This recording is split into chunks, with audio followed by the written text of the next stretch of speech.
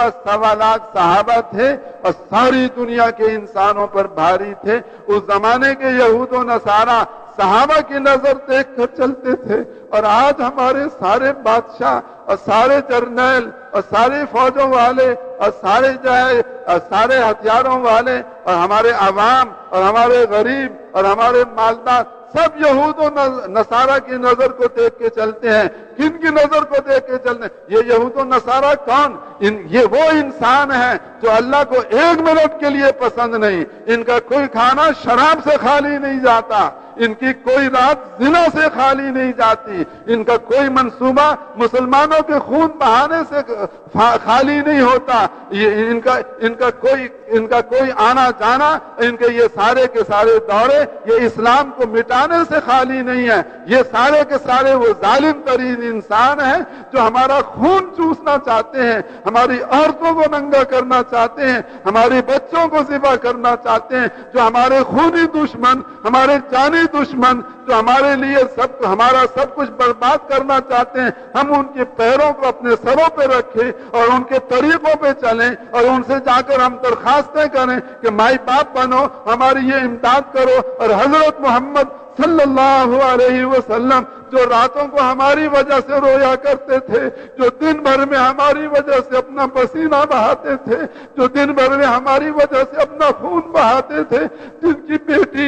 کی بیٹی حضرت زینب ہماری وجہ سے زخمی ہوئی، جن کے نواسے ہماری وجہ سے فاقوں پہ آئے، جن کی حضرت فاطمہ جن کا رنگ بدل گیا، جن کے کپڑے میلے ہو گئے، جن کی بیٹی لاڈلی بیٹی سیدۃ نساء اہل الجنہ فاطمۃ الزہرا، ان کے جسم کی ساری رونقیں ختم ہو گئی، جنہوں نے اپنے آپ کو ہمارے لیے قربان کیا، جو حج میں گئے تو ہمیں نہ بھولے، جو معراج میں گئے تو وہاں ہمیں نہ بھولے، اور جو انتقال فرماوے تو ہمیں نہ بھولے۔ آج بھی حدیث میں آتا ہے کہ اس وقت بھی حضرت محمد علیہ السلام جہاں اللہ کے پاس عالم برزخ میں موجود ہیں، آپ پر امت کے اعمال پیش کیے جاتے ہیں۔ اچھے اعمال دیکھتے ہیں تو آپ خوش ہوتے ہیں، اور ہمارے برے اعمال دیکھتے ہیں تو ہمارے لیے آپ استغفار فرماتے ہیں۔ اب اس دنیا سے جا کر بھی اپنی امت کو آپ نہیں بھولے، آپ ہمیں وہاں اب بھی یاد کرتے ہیں،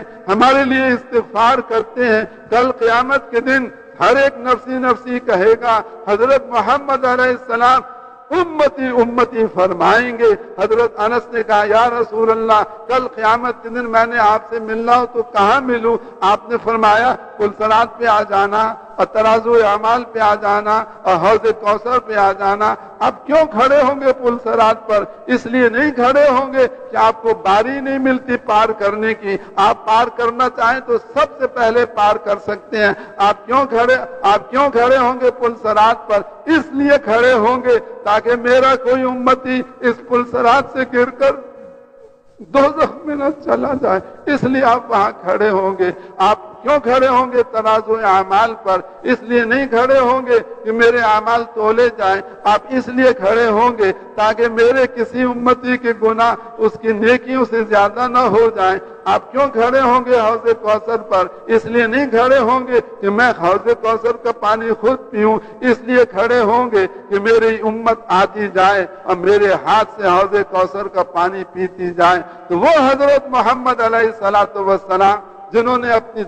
دنیا کی زندگی ہمارے لیے قربان کی، جنہوں نے مرتے دم ہمیں یاد رکھا، جو آج بھی ہماری یاد میں مگن ہیں اور قیامت کے دن بھی ہمیں نہیں بھولیں گے۔ ہم نالائق امتیوں نے حضرت محمد علیہ السلام کو بھلا دیا، ان کو اپنی زندگی سے نکال دیا۔ ہمارا دکاندار کہتا ہے جیسے امریکن دکان چلائیں گے ہم ایسے دکان چلائیں گے، ہمارے کارخانے والے کہتے ہیں جیسے جاپان کے کارخانہ چلائیں گے ہم اپنے کارخانے کو ویسے چلائیں گے، ہمارے زمیندار کہتے ہیں جیسے آسٹریلیا والے زمیندارہ چلاتے ہیں ہم اپنا زمیندارہ ویسے چلائیں گے، ہماری حکومت والے کہتے ہیں جیسے یورپ والے حکومت چلاتے ہیں ہم ویسے اپنی حکومت چلائیں گے۔ ایک بھی پھوٹے منہ سے حضرت محمد علیہ السلام کا نام نہیں لیتا اور ایک بھی پھوٹے منہ سے حضور صلی اللہ علیہ وسلم کا نام نہیں لیتا، یہ اتنا بڑا ظلم ہے ہماری طرف سے اپنی جانوں کے اوپر کہ ہم ساری کے سارے مسلمان آج اس بات کے حقدار ہو چکے ہیں کہ ہمیں ختم کر دیا جائے اور اس دنیا سے ہمارا پتہ بھی کاٹ دیا جائے، لیکن آج ہم باقی ہیں، آج ہم باقی ہیں اپنے کسی عمل کی وجہ سے نہیں، ہم اس لیے باقی ہیں کہ حضرت محمد علیہ السلام رو رو کر اللہ سے منظور کرا گئے کہ میری امت کتنی بگڑ جائے اور کتنی خراب ہو جائے، ان کو ایسا نہ ہو کہ یہ سارے قتل ہو جائیں،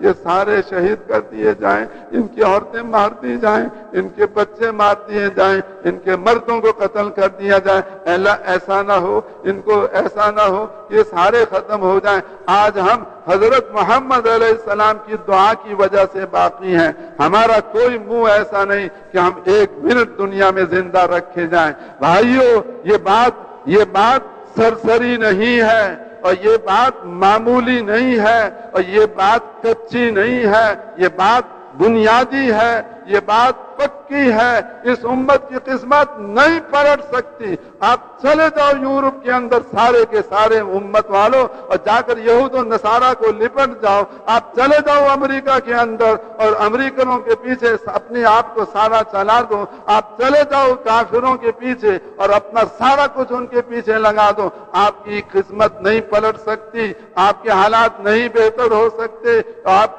کا دامن پاک نہیں ہو سکتا، آپ کی پریشانیاں دور نہیں ہو سکتی۔ دور ہونے کا ایک راستہ اللہ کو راضی کرنا، اللہ کو راضی کرنے کے لیے ایک راستہ دعوت خداوندی میں چلائیں اور عبادت خداوندی میں چلائیں اور خلافت خداوندی میں چلائیں۔ اس پر اگر آج مسلمان آ جائیں اور پچھلے کو اللہ سے معاف کرا لیں، آئندہ کے لیے اپنی ساری زندگی عبادت میں لگائیں، ساری زندگی خلافت خداوندی میں لگائیں، ساری زندگی اور دعوت خداوندی میں لگائیں، اگر یہ پچھلے پہ توبہ کر لیں اور آئندہ ادھر چلنے کا ارادہ کر لیں تو اللہ تعالیٰ آج کے مسلمانوں کو ایسے عروج عطا فرمائے گا جیسے صحابہ کرام کو عروج عطا فرمایا تھا، اور تمام مادہ پرست اور مخلوق سے متاثر ہو کے چلنے والے اور دنیاوی ساز و سامان میں ہم سے آگے نکلنے والے، ان سب کو اللہ ہمارے قدموں کے نیچے لائے گا،